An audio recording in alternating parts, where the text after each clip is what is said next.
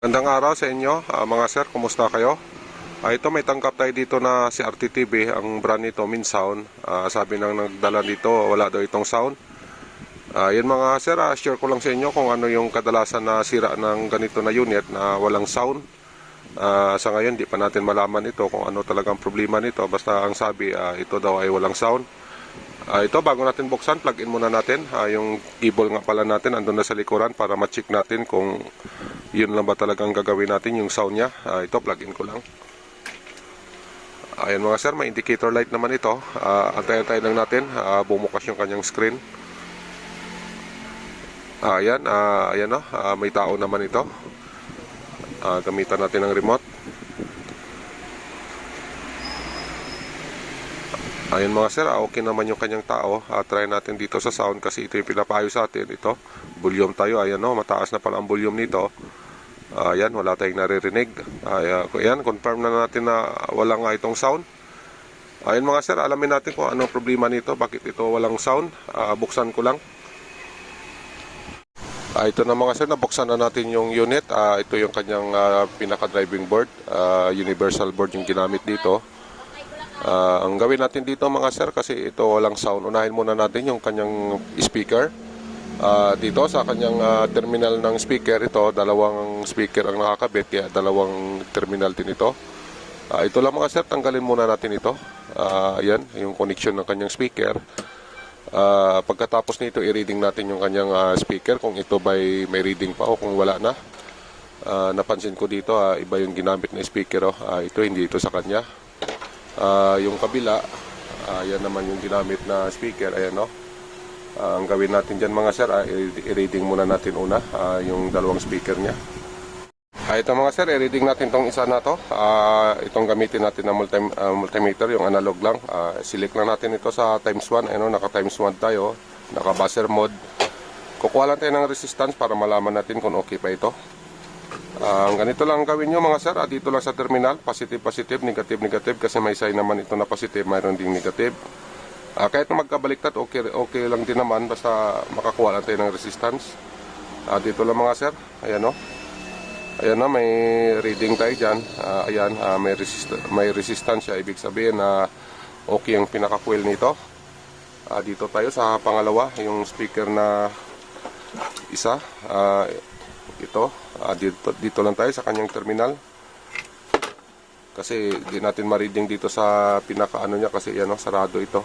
Ayan, sarado. Ang gawin na lang natin, dito tayo magre-reading sa pinaka-ano niya. Ayan, pinaka-terminal. Dito lang mga sir, tusok lang natin dito. Titingnan natin kung may buzzer ito. Ayan, wala. Ibig sabihin, pundi ang speaker na ito. Ayan, wala tayong reading. So, ibig sabihin, sira itong isa, okay yung isa.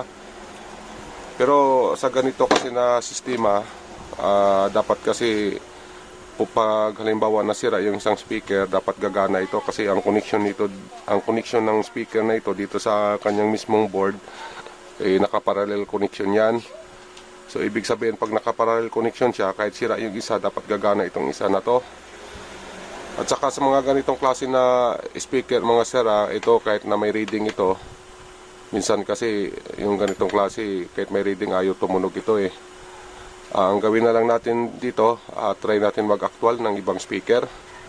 Ito kahit may reading ito, pero hindi talaga natin ito ma-confirm na tutunog ito, kasi sa ganitong klase na speaker, kahit na may reading ito, hindi tumutunog. Kaya ang gawin natin, mag-actual tayo ng ibang speaker. Yun ang i-testing natin. At pagkatapos na hindi pa rin ito mag-sound, pwede natin tirahin dito sa kanyang pinaka-board na. Baka may problema sa kanyang amplifier. Ganun muna ang gawin natin. Try lang muna tayo bago tayo mag-umpisa dito sa kanyang driving board. Ito mga sir, yung ating ititesting na speaker. Bago natin tirahin yung pinaka-amplifier ng driving board na yan, ito subukan muna natin ng ibang speaker para ma-confirm talaga natin na mismo sa board ang problema. Kasi yung speaker na ni-reading natin kanina, yung isa na gumagana na yon, hindi tayo sure doon na okay yon. Kasi minsan kasi nangyari na rin sa akin yan na may reading pero ayaw tumunog. Kaya ang gawin natin ito, mag-actual tayo para sigurado. Ito na mga sir, testing na natin ito. Ito nga pala yung pang-testing natin na speaker. Ito, ayan o. Ayan na, nakakabit na ito doon sa mismong board niya. At saka yung cable natin, ito na rin mga sir, ready na rin ito. Plug in na lang natin. Ito mga sir, naka-plug na. Dito tayo sa power on. Power on lang natin ito. Ayan, antay-antay lang natin. Ayan mga sir, may sound na. Ito mga sir, tumunog na. Ayan o. Dito, lipat tayo ng channel. Ayan na mga sir, okay na. Okay na yung ginawa natin. Napatunog din natin. Okay na ito, may sound na. At saka dito mga sir, dito sa speaker na ito, ito kasi may reading naman ito. Nung ni-reading natin ito, mayroon. Kaya lang, hindi siya tumutunog. Sa mga ganitong klase kasi na speaker, lalong-lalo na sa mga China na TV, huwag kayong kumpiyansa sa ganito na speaker kasi nga, ayan, may reading nga siya pero ayaw tumunog. Ang gawin nyo mga sir, pagka mga ganito na unit o ganitong klase na TV, mas maigi na mag-actual kayo ng, ng ibang speaker, kagaya sa ginawa natin. Ayan o, nag-testing tayo ng ibang speaker, tumunog naman siya. Ngayon, kung halimbawa na pag-testing nyo ng ibang speaker na hindi pa rin tumunog, yun na mga sir, confirm na yun na may problema doon sa mismong amplifier niya ng driving board o dito na area na ito. Ganun lang mga sir, mag-trouble. Basta yun lang yung ano ko sa inyo. Pagka mga ganito na speaker na may reading, huwag mo munang asahan na, na amplifier na yung may problema. Bago kayo mag-trouble sa amplifier, mag-testing muna kayo ng ibang speaker para at least sigurado yung oras nyo sa pag-trouble doon sa mismong amplifier. Baka mamaya mag-trouble kayo doon, wala kayong mahanap na problema doon. Ayun pa lang problema dito sa speaker lang, dahil nga sa speaker na ni-reading nyo okay naman pero di tumunog. Kaya ganun lang mga sir, basta ganun lang ang gawin nyo. Mag-try lang kayo ng ibang speaker para di naman masayang yung oras nyo kung sakali na doon gagalaw pa kayo doon na wala naman palang problema yon. Ito mga sir, final test natin ito. Ang gawin ko dito, ito kasi masyadong malaki ito, hindi natin mailagay dito. Ang gawin ko, maghanap siguro ako ng yung kakasya dito na pwede natin matakpan. Kasi pag sobrang malaki yung speaker natin, pag nagtakip tayo ng takip niya, hindi natin ito masasara. Ayan na mga sir, lagyan ko lang ng dalawang speaker. Kasi yung isang speaker doon sa kabila, pundi yun.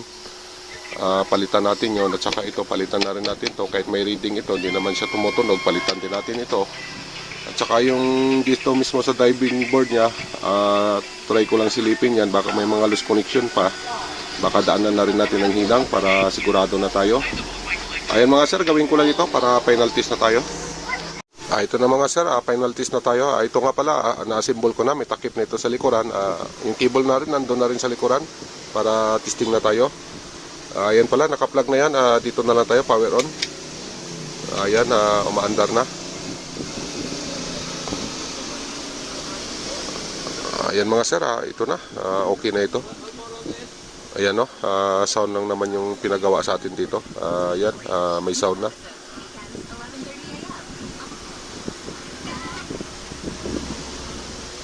It all starts here, changing, fighting, creating, connecting. Ayan mga sir, okay na ito. Salamat nga pala sa oras na binigay nyo sa pagpanood sa aking channel. Sana nakatulong ito sa inyo. Hanggang dito na lang. Bye bye.